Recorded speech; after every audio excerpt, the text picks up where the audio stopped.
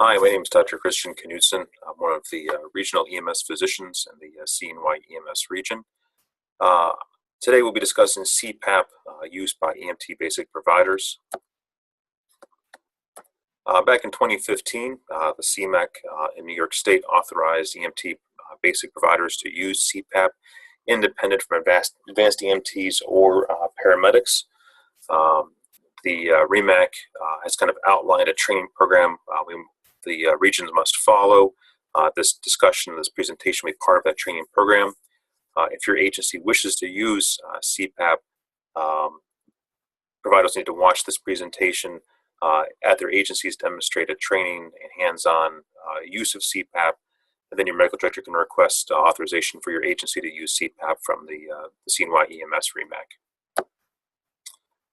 A lot of this presentation today is kind of outlined by the training requirements from the state, but we'll discuss respiratory anatomy and physiology, reviews from the diseases where CPAP is indicated, review respiratory assessment and airway management techniques, and then kind of discuss CPAP in more detail, what it is, how it works, what it does for your patient, and how you should apply it to your patients as well, some of the complications, some of the advantages, and how to troubleshoot the CPAP machine. And then briefly discuss appropriate documentation for your post-encounter work. So let's start with respiratory anatomy. Most obviously the chest wall, your 12 ribs, intercostal muscles, and the diaphragm are all the basic support structures and movement structures for the lungs. Your lungs are nothing more than two inflated balloons inside the chest wall itself. The lungs rely on the chest wall's movements to inflate and deflate. You have the pleura. There's a visceral and a parietal pleura, which are two layers of tissue around the lungs and around the chest wall itself. A little bit of pleural fluid is a lubricant between the two layers to allow movement back and forth easily.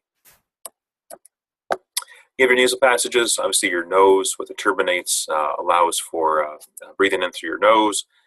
Basic functions: warms the air. Definitely important on cold upstate New York winters. Humidifies the air so the air getting to your lungs does not damage the alveoli or the lower structures, and helps clear debris, whether it be pollen or soot or things in the air, to try to clear them out before they get deep into your lungs.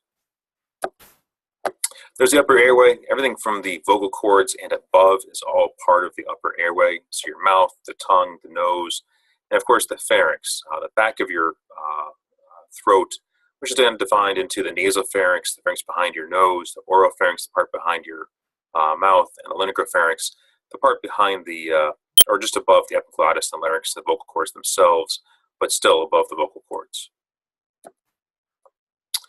And of course, in the larynx itself, you have the epiglottis. That is the floppy piece of tissue, which sticks up right here.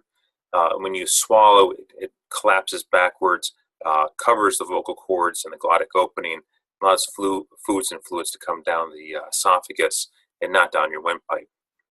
In the larynx, you have your vocal cords, and of course, you have the glottic opening between the vocal cords themselves. Moving down below the vocal cords, everything from the vocal cords and below is basically the lower airway, divided into two structures: the conducting structures, so the trachea, the bronchi, and the bronchioles. The respiratory structures, the parts that actually exchange oxygen, the respiratory bronchioles, and the alveoli. So the trachea, about 11-12 centimeters in length, made up of C-shaped cartilage rings. The only completely cartilage-encased ring is the cricoid ring, which is the first ring. The rest are solid, but they have a muscle layer in the back of them. Coming down, you have the carina, which is the first division of the trachea into the mainstem bronchi.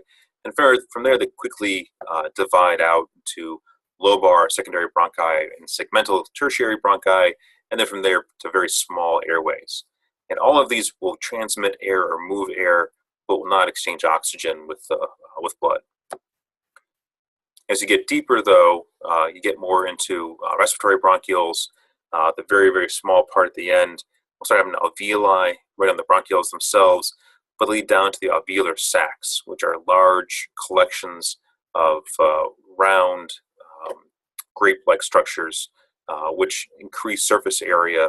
So when the air comes in, they have a large area where oxygen can diffuse out, and CO2 can diffuse into the alveoli. So when you breathe, oxygen comes down, comes into the alveoli, diffuses into the red blood cells, into the blood itself, and carbon dioxide diffuses out. So when you breathe out the waste products. So respiratory physiology, the kind of how do we breathe, the process.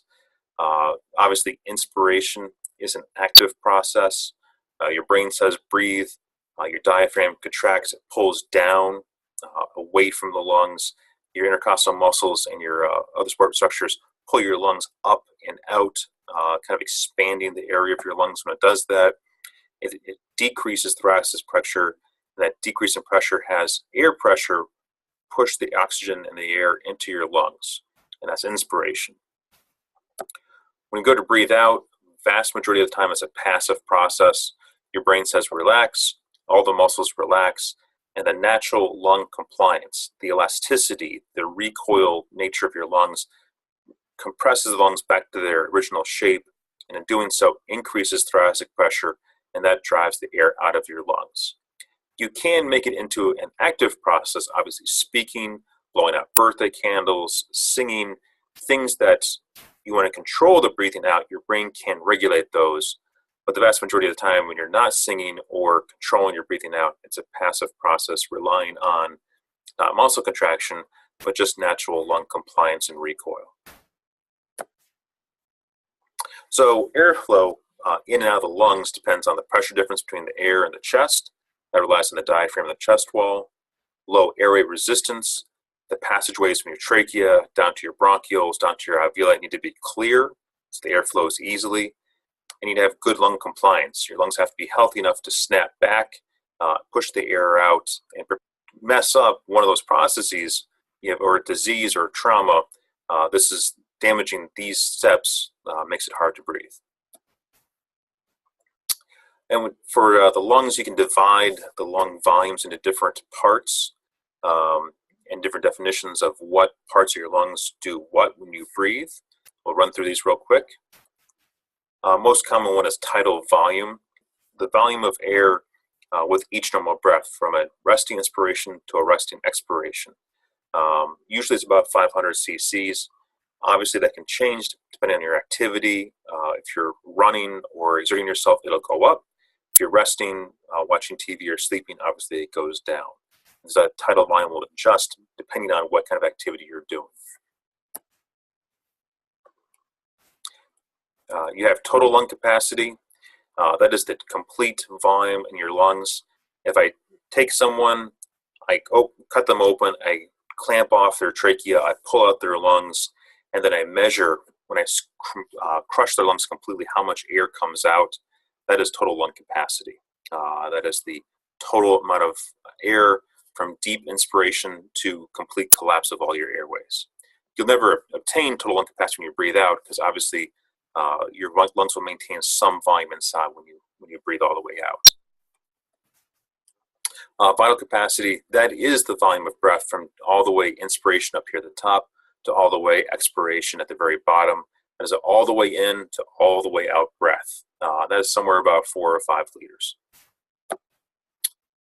Inspiratory capacity and inspiratory reserve volume, very close definitions. Inspiratory capacities is from expiration, residual reserve volume is from inspiration, but it's basically the volume you can take in. So if I'm taking a normal breath and I stop and take a breath all the way in, that's inspiratory reserve volume or capacity, depending on where I am in the tidal volume of my breath. Expiratory reserve volume is the opposite. So I take a breath out normally, and then I breathe all the way out. And the amount I can breathe out from expiration to all the way out is expiratory reserve volume. Obviously, you want to have a good vital capacity, inspiratory reserve volume, and expiratory reserve volume, so that you can increase your amount of breaths to compensate for activity, exertion, stress. It's taking more oxygen to breathe out more CO2 depending on what you're doing. Whenever you compromise all of these with diseases, You have smaller tidal volumes, smaller residual volumes, smaller capacities. Your body can't take in enough oxygen or breathe out enough CO2 to maintain normal balance. Residual volume, that is the amount of air that lives in your lungs after a breath all the way out. So if you breathe all the way out, then I clamp off your lungs, and then I squeeze out the air that's remaining, that's the residual volume, also called dead space. That is the amount of air that just resides in your lungs after your breath all the way out that you'll never get out. You'll never breathe all the way out because it's just part of the normal volume of your lung. And then functional residual capacity is expiratory reserve volume and residual volume put together. I'm putting this last on purpose because CPAP actually has an effect both on expiratory reserve volume, residual volume, and functional reserve capacity we'll kind of discuss later. And then lastly, there's minute volume. That is the volume of air, usually in cc's or in liters, defined by your tidal volume, so say 500 cc's, by respiratory rate, so 10 to 12 breaths a minute, so it's somewhere between 5 and 6 liters per minute. And how much you breathe, how fast you breathe, depends on many things. Obviously, your CO2 levels in your body. So when you run, exert yourself, get stressed, you get sick, and your body is kind of working harder than usual, your CO2 levels rise, and that makes you breathe faster so you can breathe it out. If you get a fever, certain drugs like spike or stimulants, you're in pain from a broken bone or a bad injury, you're stressed, you're anxious, you're emotional, these all make your breathing faster. Obviously, if you're resting, if you're on a sedative or sleeping, your tidal volume, your minute volume will go down. So your body has the ability to regulate and either expand breaths or compress breaths to kind of balance out what your body needs. So moving on to pathophysiology, so ways that your body gets screwed up or injuries or illnesses that impair your ability to breathe kind of be divided into 3 things I like to think of. One are ventilation problems, and then perfusion problems, and then diffusion problems. So ventilation is the process of movement, the moving of air physically from your mouth into your lungs. So obviously what impairs airflow, airway obstructions, chest wall injuries, a baseball bat, a car accident, a chest wall into a steering wheel, things that damage your chest wall, make it hard to breathe. Diaphragm injuries, whether they rupture spontaneously in a trauma, you get stabbed and put a hole in your diaphragm, will impair that. Muscle weakness can be from chronic diseases, neuromuscular diseases, or also from fatigue. If you're working really hard to breathe and your muscles start to wear out and you can't physically move your chest wall anymore, that weakness will impair your breathing. And of course, brain injuries, concussions, bad brain bleeds, head injuries. You won't be able to regulate the movement of air, and your chest wall won't move, and that'll impair airflow as well. Perfusion disorders are problems of blood flow to the lungs or from the lungs and affecting oxygenation of the rest of the body. So pulmonary embolisms, blood clots in your lungs, masses, tumors, lung cancers that impair blood flow, or just problems with oxygen delivery, low blood volumes or anemia, low red cell counts, can also cause perfusion disorders. Or diffusion disorders, the problem with moving oxygen and CO2 across that lung membrane in the alveoli.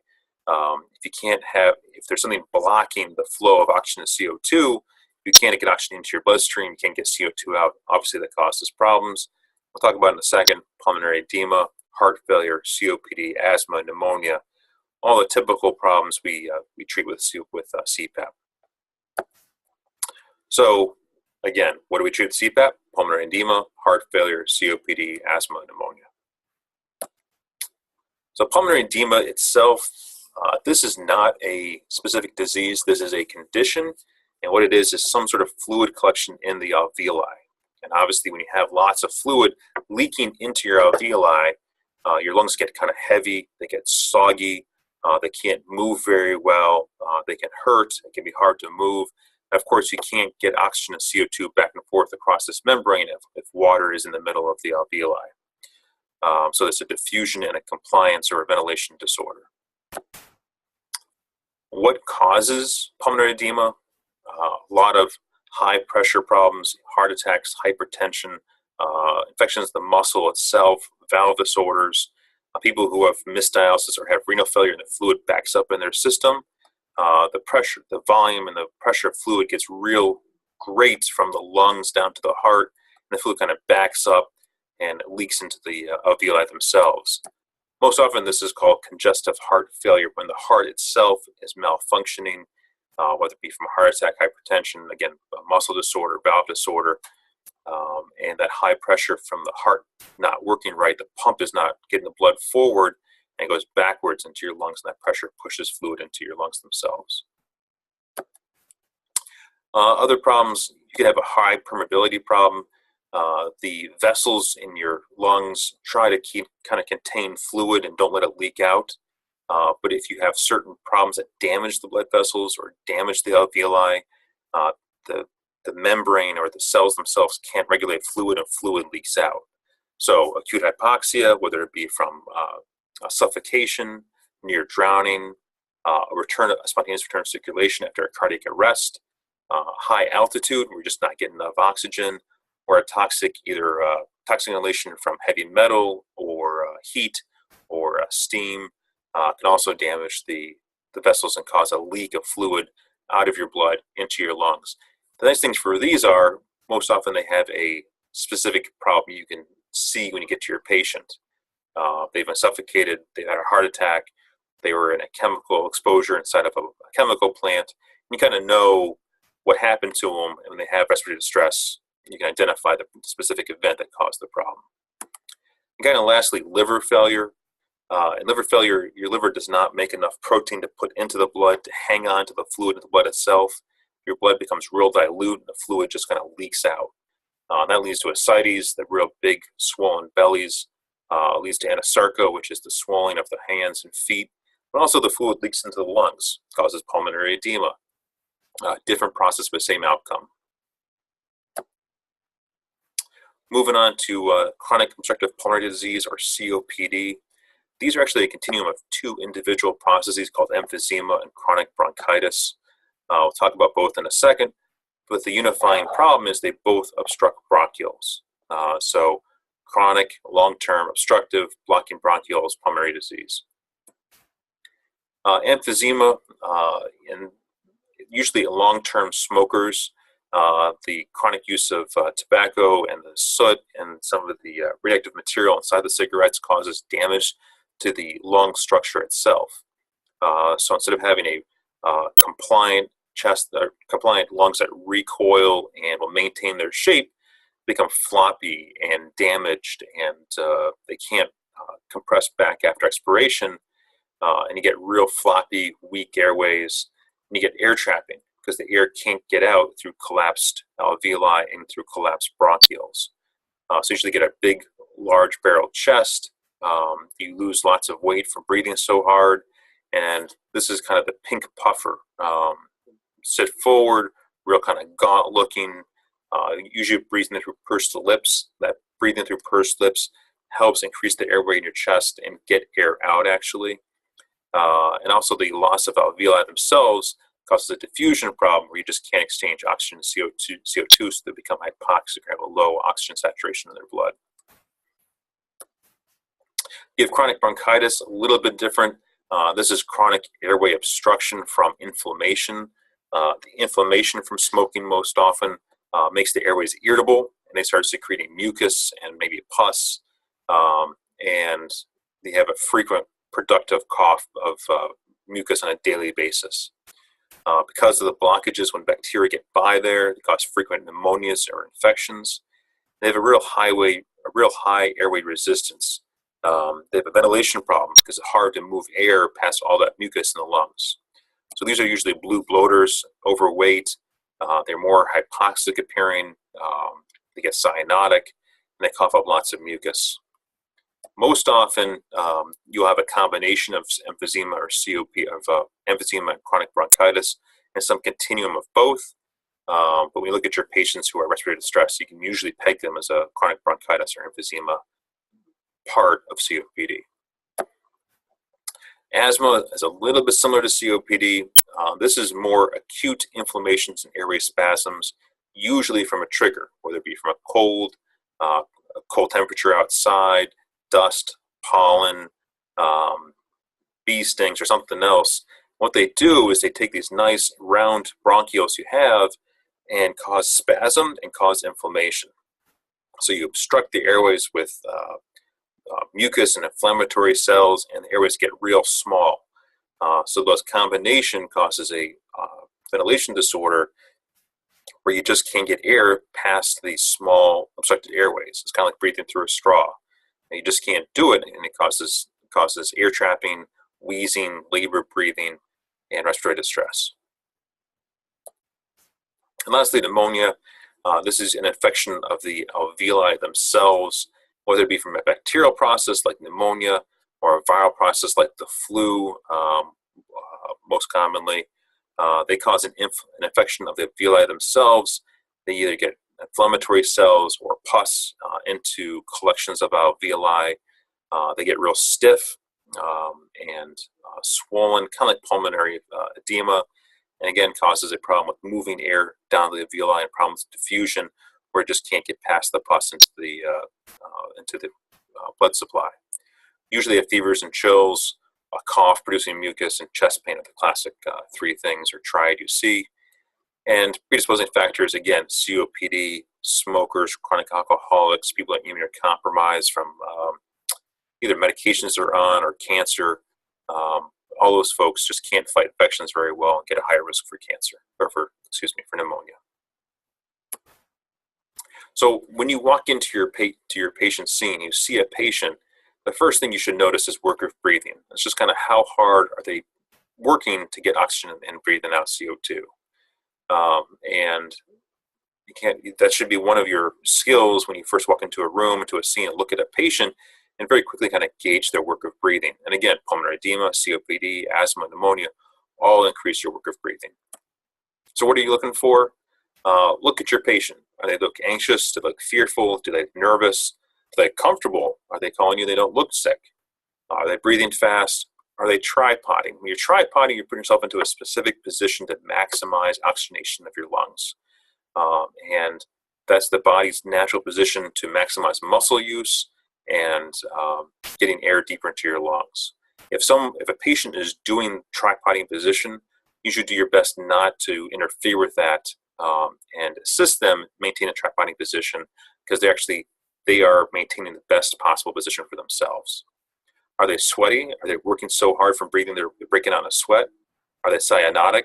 Are they so sick that they're on the verge of respiratory collapse? Is there nasal flaring, retractions above their clavicles, retraction between the ribs, retractions beneath their the costal margin, signs that they're working really hard to breathe? Is there edema? Are they swollen? Swelling of the face, swelling of the jugular vein, anasarca with liver failure? Are they swollen of the legs like heart failure? And that first scene size up will be incredibly useful. Of course, listen. If the patient gets up and meets you at the door, are they extremely out of breath from coming to the door? Does taking a couple steps to the stretcher wear them out? When they're speaking to you, do they get speech dyspnea? Can they only speak 1 or 2 or 3 or 4 words? Because when they put that energy to speak those few words, it makes them out of breath. Are they making funny breaths? Are they gasping, grunting, gurgling, which usually goes with pneumonia, or making other sounds you can hear? And when you listen to the lungs, are they wheezing, tight airways? Are they rhonchorous, inflammatory cells in the alveoli? Or are there absent breath sounds that go with pneumonia, or possibly with pulmonary edema? There's just no breath sounds because the air is not getting deep enough into the lungs. If you have time, obviously get a patient history, onset, timing, and typical history questions. What is their history? Do they have COPD, heart problems, medications are they on? Can you identify puffers or hypertensive medicines or things that may hint to what the patient has? Of course, allergies, smoking history, and never forget drug abuse. Inhalation agents like freebasing cocaine, marijuana, breathing in certain things may cause problems as well. And you want to kind of peg your patients into kind of three places. Are they respiratory fatigue? Are they sick? They're working hard, but they're not going to die on you quite yet. They don't have speech dyspnea. They look sick, but they're not going to die on you soon, versus respiratory distress. They're tripoding, they're cyanotic, they only have 1 or 2 word dyspnea. You need to intervene quick to stabilize them before they progress to respiratory failure, which is apnea, guppy breathing, inadequate respirations to maintain oxygenation, and they're going to die soon. So in the past, EMT basics have only had a couple options: high flow oxygen, maybe albuterol for COPD and asthma patients, and then a BVM and airway management for those who are sick enough or who are on the verge of respiratory failure. But now we can add CPAP on for those respiratory distress folks to use before they go on respiratory failure. It is hard to use a BVM on someone who's awake to do the same function as CPAP. You can do it, but CPAP makes it much, much easier. So what is CPAP? CPAP is a machine that maintains positive pressure throughout inspiratory and expiration. And in doing that, it helps assist their breathing. You'll find many different types of CPAP on different EMS systems. Some will have ventilators, maybe a little more common with air medical agencies where they have ventilators with them that will have a CPAP setting they can use. You have standalone CPAP generators. I'm very familiar with I call it the yellow brick. These are things that will plug into your system, and the machine will create positive pressure for your patient. Benefits obviously being this will last a very long time. It plugs into your ambulance. Problem is, it's not as mobile as perhaps the single-use disposable CPAPs. These use a high-flow oxygen to create a Venturi effect and cause positive airway pressure for your patients. The nice thing is they're easy to carry, they're disposable. The problem is they do use a great deal of oxygen, so you need to make sure you have a large oxygen tank with you when you take them to the patient, or else have an oxygen tank in your ambulance that'll last you throughout transport. So what does CPAP do for your patients? When you apply CPAP and it creates this positive airway, it has several physiological advantages for your patients. That positive pressure helps kind of stent open smaller airways. So if you think back to COPD and asthma, the problem is you have airways that are collapsed and small and you can't breathe through. And CPAP will help open those up and help the exchange of air back and forth, in and out during inspiration and expiration. It also improves compliance because your lungs become easier to move when those airways are open. It may help distend alveoli and stent them open as well to improve gas exchange. If you have pulmonary edema, that additional pressure from the CPAP mask will help move some of the fluid out of the alveoli and back into the vascular space, improving oxygenation. It also helps with muscle fatigue. This positive pressure supports your muscles, makes them work a little bit less hard, and decreases fatigue. So overall, reduces the work of breathing. And also, if you use it with a nebulizer, it gets kind of long when you attach it to the CPAP mask, but helps get medicine deeper into the lungs and helps cause airway opening and help treat your patients properly. So ideal for our patients, people who need more than oxygen, but not requiring intubation quite yet. It is non-invasive, so you're not putting anything into the patient, which makes it easier. And it may decrease or delay the need for intubation. I think CPAP's really changed the practices of EMS as I've received patients in the emergency department because there's less intubations in the field. And many, many times I've seen patients get on CPAP, they come in, we can turn them around, decrease lengths of stay in the hospital, decrease length of stay in the ER, avoid intubations, and just improve patient treatment overall and avoid the risky need for intubation and longer hospital stays. So who do you use CPAP for? Pretty simple.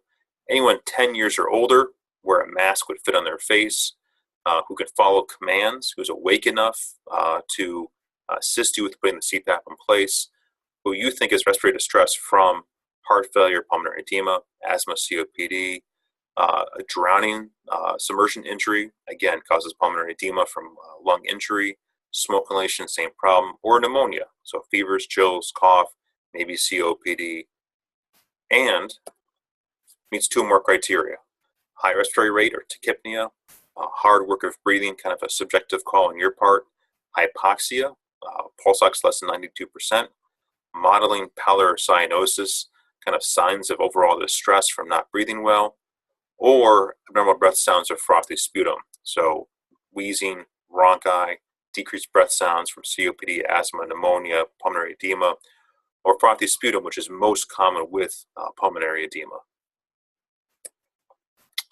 Who can you not use it for? Anyone less than 10 years of age, just the masks don't fit. Those who are unconscious or have a poor GCS or can't assist you with the CPAP. There has to be a spontaneous respiratory drive for the CPAP to work. If they're so combative or so unconscious or they can't breathe properly, you can't use CPAP. If they're hypotensive, shouldn't use it. The higher pressure of air in the lungs decreases pulmonary flow to the heart and can exacerbate hypotension, so you don't want to use it if they're already hypotensive. Again, agonal respiratory arrest, if CPAP's not going to ventilate if the patient's not breathing. If they have penetrating traumatic chest injuries, the CPAP can exacerbate a pneumothorax. The positive pressure into the lungs will take a simple pneumothorax and basically could transfer to a tension pneumothorax, so don't do it. Facial trauma, deformity, burns, obviously you need the mask to fit on the face. If the mask is going to cause more damage by going on the face, you can't use it. Recent facial or gastric surgery. So obviously, again, if your face has bandages or signs of recent surgery, you probably don't want to put a tight-fitting mask against those recent wounds. In gastric surgery, the CPAP can cause gastric distension. You don't want to be putting tension across those bariatric surgical scars in the belly. If they're high risk for aspiration or if they're actively vomiting, you don't want to put a mask on them. They'll vomit into the mask and inhale it down their lungs and cause more problems. If they have a tracheostomy, they have a hole in their neck, obviously putting positive pressure on the face, the air will all leak out the tracheostomy and you just can't use it. Or again, pneumothorax. If they have a known pneumothorax, don't put pressure behind it. It'll transition to a tension pneumothorax and compromise your patient. So how do we apply CPAP? Start with standard precautions. Obviously, a mask, gown, gloves, eye protection are all recommended. These people may have influenza, SARS, MERS, or a number of possible infectious agents which you don't want to get. So if they're coughing, creating sputum, eyewear, mask, gloves, and a gown to protect yourself. So prepare your equipment. There are multiple different kinds of CPAP devices, so know what you have and prepare it ahead of time. Tell the patient what you're doing. Explain to them. They'll need to know what you're going to do them before you do it. Best position to have the patient sitting up so that you maximize their breathing.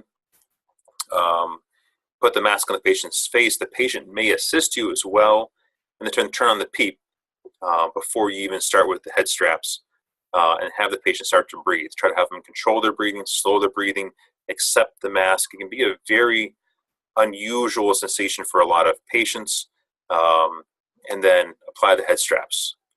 So here's a couple of providers. Have a patient, they have the head straps behind the head to start. They apply the mask, patient starts breathing, and then they apply the head straps to maintain a tight seal between the mask and the patient's face. And this part can be a little disconcerting for patients. If they're claustrophobic, they don't like the feel, they have problem accepting the mask, this part may cause distress, or it may cause a dramatic amount of relief where the breathing, the positive pressure helps them breathe and they start feeling much, much better. Check the mask fit, watch for leaks. If there are leaking, adjust the head straps and find a new size mask, and try to minimize leaks as much as possible. Watch your patients closely. At least cue 5-minute vital signs should be recorded and documented on the chart to verify the patient's improving and getting better or getting worse, God forbid. So a couple of things to keep in mind for CPAP. CPAP is one of the parts of treatment. If there's other medicines we should be giving to them, nitroglycerin under the tongue, aspirin, don't delay those medicines as well. You can always take the mask off, give the medicines to them, and put the mask back on. During transport, please let the hospital know you're coming with a patient with CPAP on. They need to get respiratory therapy ready for you to meet you in the patient's room to transition the care from your machine to the hospital machine smoothly. DNR and DNI are not contraindications for CPAP. This is a non-invasive treatment. So this is if they don't want to accept intubation, but it is allowed to use CPAP for these patients. Again, the patients should be awake enough to talk to you. You tell them what you're going to do. They can accept or deny the treatment, but it is allowable for DNR and DNI patients. Of course, watch for hypotension, respiratory failure, gastric distension. If they become hypertensive, that's bad. If they progress onto respiratory failure, you need to take the CPAP off and you use a bag valve mask for ventilation assistance. If they're getting a large stomach to the point where it's impairing respiration, again, you may have to take off the CPAP. Take it off, obviously, for any of those reasons: hypotensive, respiratory failure, gastric distension, impairing breathing, or if the patient can't tolerate, they're too claustrophobic, it's too tight, it's too disconcerting, they can't take it, or if they go into respiratory failure, again, got to take it off. Again, complications talked about before: hypertension, pneumothorax, gastric distension, possibly vomiting. You can see eye drying. If there's a little bit of a leak up by the nose, your eyes can get dry. Not dangerous, just annoying. Claustrophobia, smothering feeling, abrasions to the bridge of the nose if used too long, or if the mask is too tight. Mask leak, if you can't get a proper size, if they have a beard, facial deformities, maybe problems. If they become unconscious and can't breathe, agonal aspirations, need to control the airway, aerophagia, a sense of needing more air. The complication is rare. It does cause problems with suctioning. So if they're coughing up a lot of sputum, bringing up a lot of frothy sputum for pulmonary edema, you may have to take the mask off, the suction, put the mask back in place, and that's a kind of judgment call in your place. Is it helping, or is it impairing airway suctioning, or facial skin sores? Again, that's more of a long-term use in the hospital setting, not so much for EMS. Perhaps with a long transport time, it may be an issue, or if they have some pre-existing problems with their face, skin breakdown, recent surgery, again, it can cause pressure ulcers. Talk about, again, when to stop. If they have respiratory failure, unconscious, respiratory condition is worsening, not getting better, become agonal breathing, or vomiting, you got to take off the CPAP, try something else. If they have active upper GI bleed, they start bringing up blood, got to take the CPAP off. Claustrophobia, gastric distension, hypertension, again, you have to stop CPAP. So what do you do next? So if you have to stop CPAP, you got to manage the airway, same as you would for any other patient. Get your bag valve mask out, assist ventilations, oral airway, nasal airway, high flow oxygen, and maybe call for an ALS intercept depending where you are to request assistance with airway management and possibly intubation if you're that far from the hospital. And if you do get to the ED with CPAP in place, obviously we talked about early notification. They need to be waiting for you with the right equipment. When you arrive, don't take off the CPAP early. Coordinate with the nurses, coordinate with the respiratory therapist. You'll want to smoothly take your machine off and then have a respiratory therapist put their machine on and transition the care to the ED staff. So don't take it off before everyone is ready for the transition. Keep in mind, if there is a delay getting the patient off your CPAP machine, watch your oxygen level. Transfer your oxygen level to the wall in the ED if necessary. Just watch out for that. A couple of troubleshooting tips. If you have low CPAP pressure, it's just not creating enough pressure for your patient. Maybe equipment failure, or just maybe running out of oxygen in your tanks. And either troubleshoot that or change to a new tank. Poor mask seal. Check the size, check the placement on the face, check the head strap. Check for a leak in the circuit too. Maybe your the leak is not from the mask, but from a part of the tubing, which does happen as well. If you get high pressure, you're putting pressure in the face, and you get high pressure alarms on some of your devices. Partially blocked airway is possible, either from objects or from mucus or from pulmonary edema, suction, and troubleshoot that. Position the airway. So you don't want their head down, their chin down to their chest. Bring their chin up. Some of my fellows position sitting up, trying to maximize their airway opening. CPAP does not save all patients. If you have an inadequate response, they progress to failure, progress to apnea, progress to worsening hypoxia, take it off, arrange for intubation, arrange for BVM assistance. Don't give up too early, but know when to give up is kind of the catchphrase. That takes some experience in working with these patients. And also, at the end of your call, you need to document a proper chart. You've put in a lot of hard work into these patients to save them and to get them to the hospital safely. And you got to document what you did correctly to reflect the hard work you did. So how much CPAP did you use? What was the level you used? Usually it's 10 centimeters of water.